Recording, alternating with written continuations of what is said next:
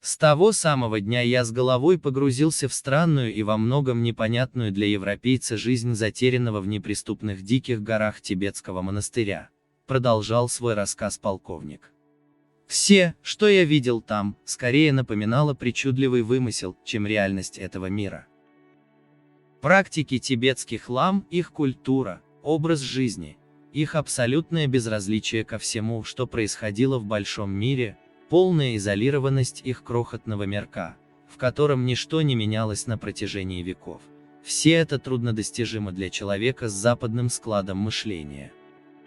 В монастыре жило не так уж мало людей, однако ни мужчин, ни женщин преклонного возраста полковник среди них не заметил.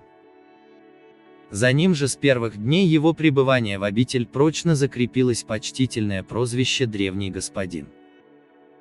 Много лет прошло с тех пор, как ламы в последний раз видели в этих краях кого-либо, кто выглядел бы таким же старым, как сэр Генри. А для некоторых из них то, что человек способен превратиться в этакую развалину, какую я тогда собой представлял, явилось подлинным открытием, рассказывал полковник.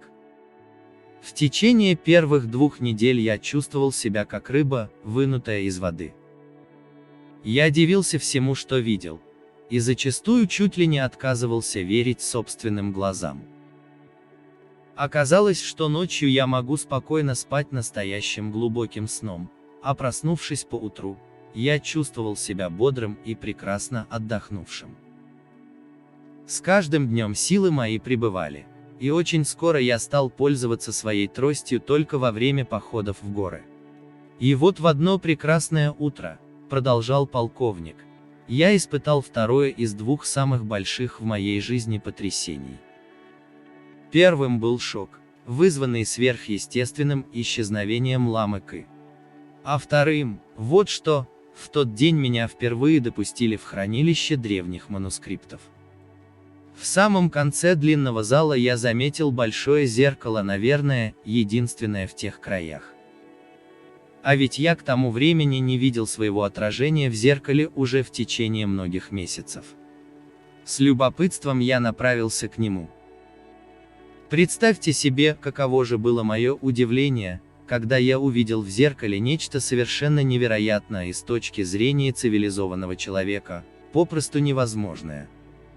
Я смотрел на свое отражение в зеркале, но видел не себя, а человека, который был моложе меня по меньшей мере лет на 15. Столько лет я вопреки всему надеялся, что источник молодости действительно существует. И вот теперь видел перед собой вполне физическое подтверждение его реальности. Радость и воодушевление, охватившие меня в тот момент, невозможно выразить словами.